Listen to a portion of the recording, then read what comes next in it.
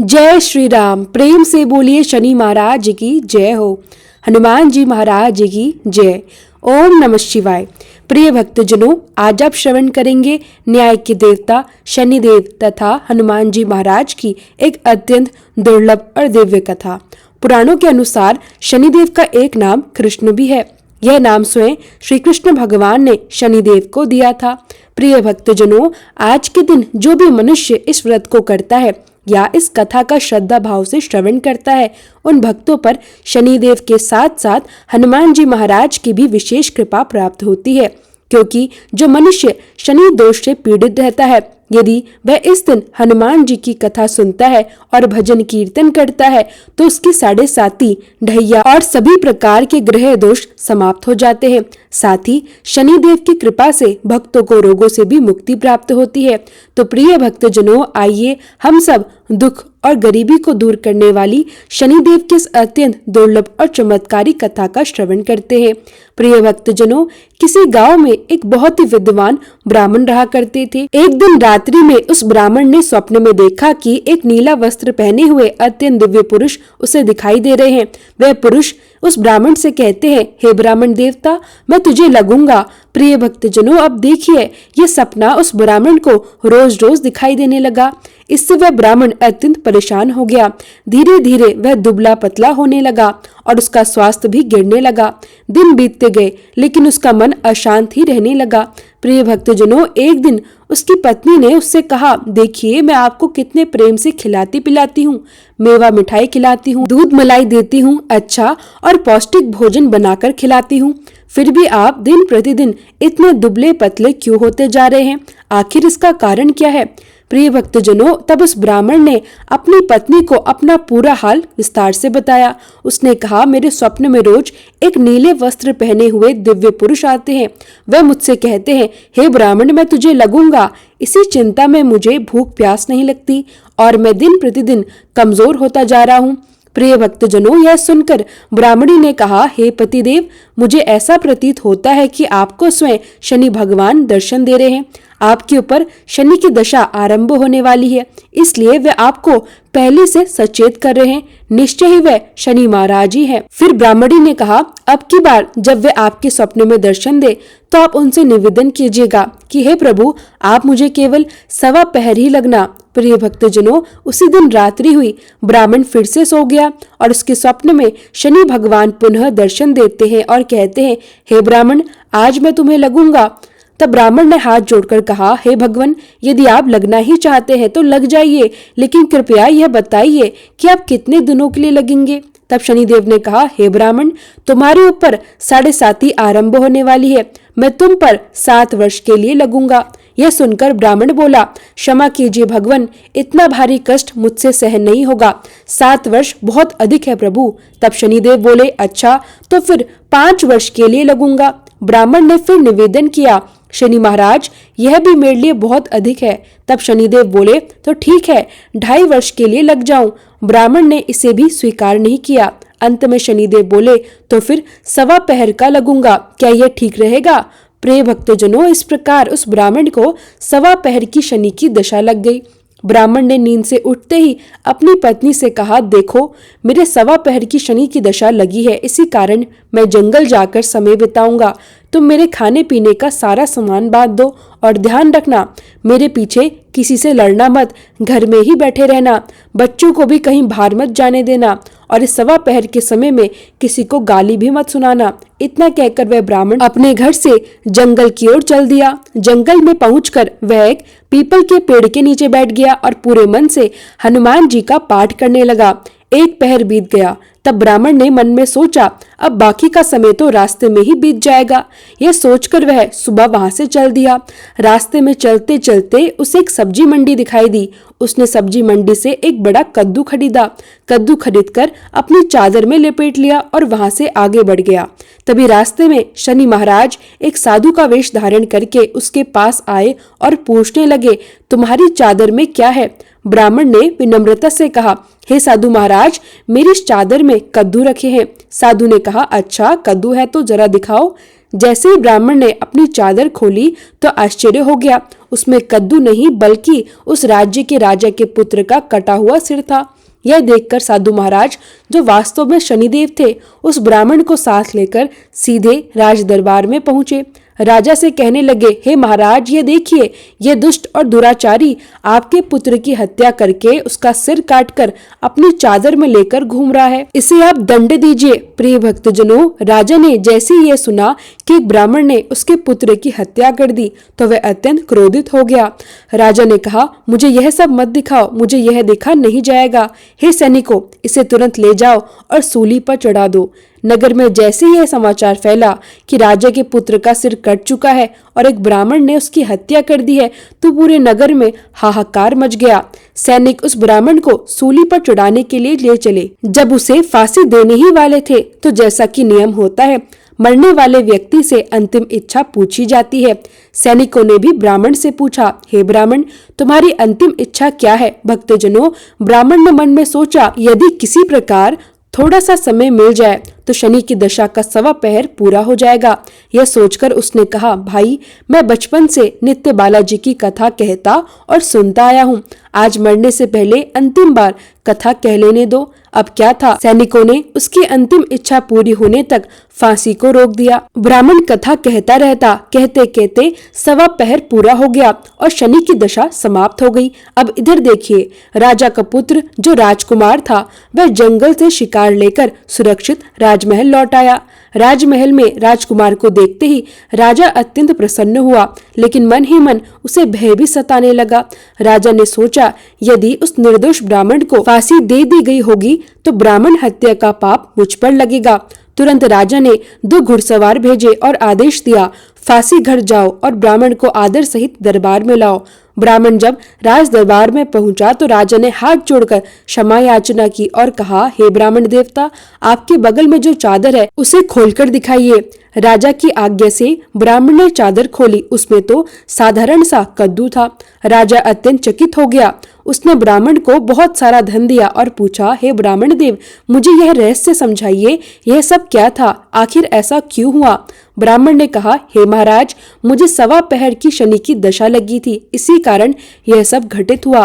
राजा ने पूछा, हे ब्राह्मण, शनि की दशा किस प्रकार टलती है? ब्राह्मण ने कहा, हे राजन, यदि राजा या सेठ को शनि की दशा लगती है तो काला हाथी या काला घोड़ा दान करना चाहिए।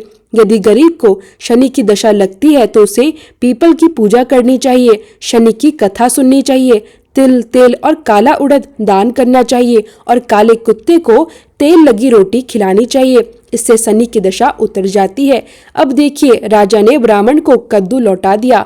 घर आकर ब्राह्मण ने वह कद्दू अपनी पत्नी को दिया। जब ब्राह्मणी ने सब्जी बनाने के लिए कद्दू काटा तो उसके बीजों की जगह हीरे मोती निकलने लगे। ब्राह्मणी ने आश्चर्य से पूछा, हे पतिदेव, यह क्या है? इसमें से हीरे मोती कैसे निकल रहे हैं? आप इसे कहाँ से लाए हैं? तब ब्राह्मण ने कहा, हे प्रिय, जब शनि की दशा लगी थी तो यही कद्दू कुंवर का सिर बन गया था और जब दशा उतर गई तो शनि महाराज ने हमें निहाल कर दिया। हे शनि देवता, जैसे उस ब्राह्मण को शनि की दशा लगी वैसी किसी को न लगे और जैसे उसे धन दौलत मिली वैसे ही कथा सुनने सुनाने वाले सब भक्तों को धन वैभव प्राप्त हो। कथा कहते सुनते हुंकार भरते सबको मिले। प्रेम से बोलिए शनिदेव की जय हो। ओम नमः शिवाय। प्रिय भक्तजनों, आइए अब सुनते हैं भगवान शनिदेव की दूसरी कथा। यह कथा सुनने से भक्तों को मनवांछित फल की प्राप्ति होती है। नर्मदा नदी के किनारे एक गांव में बहुत ही बड़े साहूकार का परिवार निवास करता था। उस साहूकार की मृत्यु हो चुकी थी।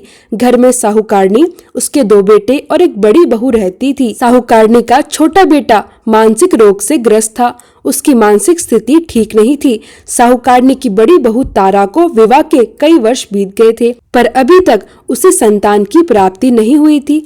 तारा के मन में हमेशा यही भय बना रहता कि कहीं उसका पति संतान प्राप्ति के लिए दूसरा विवाह न कर ले। तारा सोचती थी कि यदि उसके पति ने दूसरा विवाह कर लिया तो उसे सौतन का दुख सहना पड़ेगा। प्रिय भक्तजनों, इसी डर के कारण तारा ने एक चाल चली। उसने एक योजना बनाई और अपने घर में काम करने वाली नौकरानी चंदा से अपने देवर चंदन का विवाह कराने के लिए अपनी सास साहूकारनी तथा अपने पति को मना लिया। चंदा स्वभाव से बहुत ही दयालु और कृष्ण भक्त थी। वह बचपन से ही साहूकार के घर में काम करती आ रही थी। दुनिया में उसका अपना कोई नहीं था। अब चंदा का विवाह मानसिक रोग से ग्रस्त चंदन से करा दिया गया। कुछ वर्षों बाद चंदा ने एक अत्यंत सुंदर पुत्र को जन्म दिया, लेकिन तभी चंदा की जेठानी तारा ने चंदा का बच्चा छीन लिया और उसे धक्के मारकर घर से बाहर निकाल दिया। तारा ने अपने पति को भी अपने पक्ष में कर लिया। बेचारा चंदन तो मानसिक रोगी था, वह कर भी क्या सकता था। साहूकारनी चाहकर भी कुछ नहीं कर सकी। प्रिय भक्तजनों, दरअसल यह सब तारा की सोची समझी चाल थी, ताकि उसे पाल पोस कर अपने नाम से बड़ा कर सके। अब देखिए, चंदा के बार बार रोने, गिड़गिड़ाने और विनती करने पर भी तारा का मन नहीं पसीजा। अतः तारा ने चंदा को उस गांव से ही निकाल दिया। अब चंदा गांव-गांव भटकने लगी। भटकते भटकते वह भगवान श्री कृष्ण के एक पुराने मंदिर में पहुंच गई। वहीं उसने प्रभु के चरणों में गिरकर न्याय की गुहार लगाई। वह अपना सिर भगवान की चौखट पर पटकने लगी और लगातार ओम कृष्णाय नमः इस मंत्र का जाप करने लगी। प्रिय भक्तजनों, उस अबला स्त्री की करुण पुकार न्याय के देवता शनिदेव ने सुन ली। भगवान श्री कृष्ण के आदेश से शनिदेव तुरंत चंदा के पास उपस्थित हुए और साधारण मनुष्य का रूप धारण किया। उन्होंने चंदा से कहा, हे बहन, अपने आप को कष्ट मत पहुंचाओ। तुम भगवान श्री कृष्ण पर पूर्ण विश्वास रखो। शनिदेव ने कहा, तुम निरंतर ओम श्री कृष्णाय नमः इस मंत्र का जाप करती रहो। तुम्हारा अवश्य ही कल्याण होगा। तुम्हारे जो भी दुख है वह सभी भगवान श्री कृष्ण हर लेंगे और शनिदेव की कृपा से तुम्हारा जीवन मंगलमय होगा।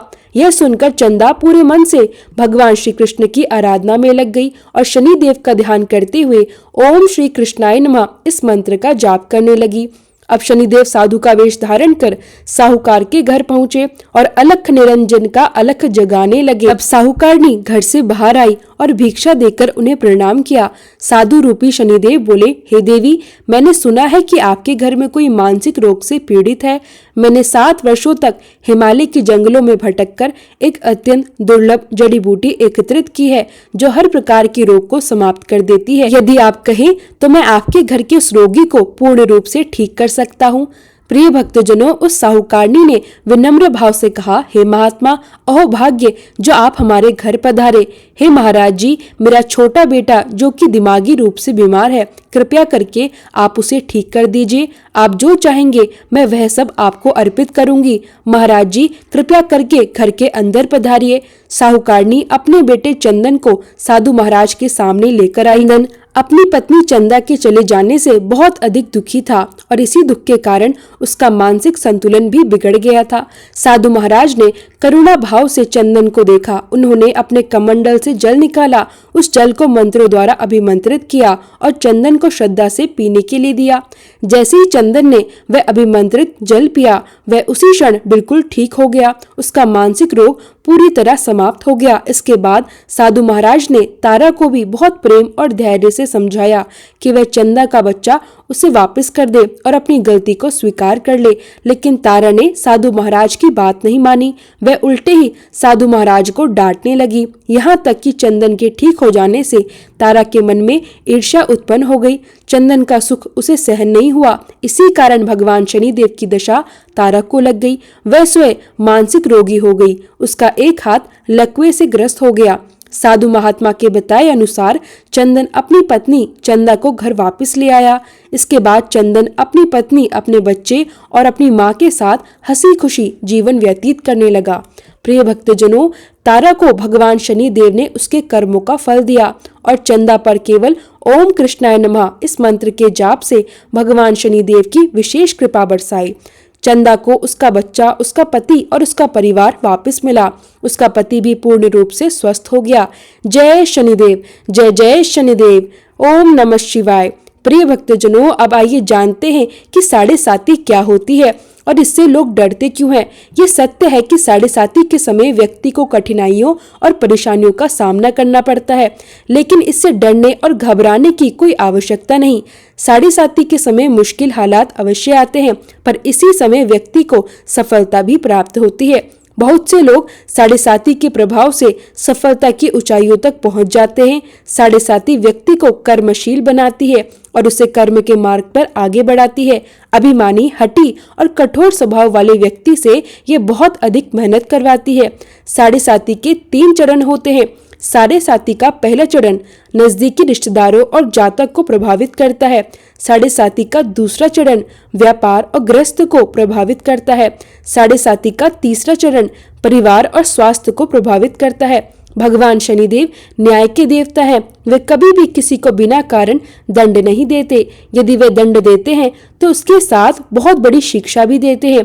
जैसे एक माता अपने पुत्र की गलती पर उसकी भलाई के लिए उसे दंड देती है, उसे सही मार्ग पर लाने के लिए समझाती है, ठीक वैसे ही शनिदेव मनुष्य को कर्म और न्याय के पथ पर चलने के लिए दंड देते हैं, ताकि वह आगे गलत कर्म ना करे और अपना जीवन सरल और सार्थक बनाए। भगवान शनिदेव न्याय के साक्षात मूर्ति हैं। इनकी पूजा और भक्ति से व्यक्ति धन ऐश्वर्य से संपन्न होता है, सफलता की नई ऊंचाइयों को छूता है, जीवन में तरक्की करता है, घर में सुख समृद्धि और वैभव का आगमन होता है और जीवन अत्यंत सुखमय बनता है। शनिदेव को प्रसन्न करने के लिए शनिवार के दिन पीपल के पेड़ के नीचे शाम को दिया अवश्य जलाएं। कुत्ते को तेल से चुपड़ी रोटी खिलाएं। शनिवार को जल में तिल डालकर पीपल पर अर्पित करें। इन उपायों से शनिदेव अत्यंत प्रसन्न होते हैं। साथ ही ओम कृष्णाय नमः इस महामंत्र का जप अवश्य करें।